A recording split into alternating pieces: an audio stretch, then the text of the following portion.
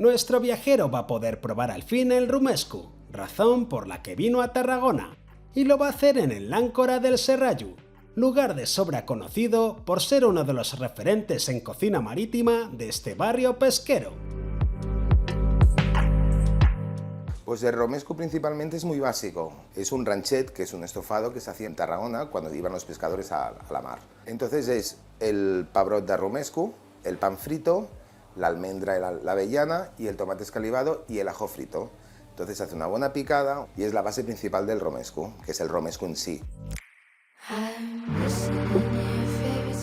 Empezaremos siempre haciendo un buen fumet con la morralla, que sería la galera, las lligascamas, las cintas, con una base siempre de un sofrito. El sofrito llevaría una cebolla, tomate, pimentón, azafrán, ajitos, se sofríe bien todo y a partir de aquí a hervir durante 2-3 horas. Entonces ya con este caldo tendríamos los dos componentes. Cogeríamos una cazuela, tiraríamos el caldo, tiraríamos las patatas, unas patatas que siempre las hacemos aquí un punto pochaditas y empezamos a hervir. Al acabar añadimos el pescado.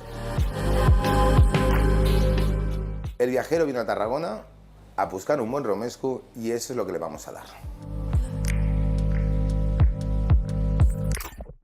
Y pensar que yo venía a Tarragona en busca del mejor romesco y he acabado encontrándome una de las ciudades más increíbles que he visitado en toda mi vida, estáis tardando ya en venir aquí. Menos, por supuesto, voy a tardar yo en degustar este romesco, que es a lo que venía. A vuestra salud.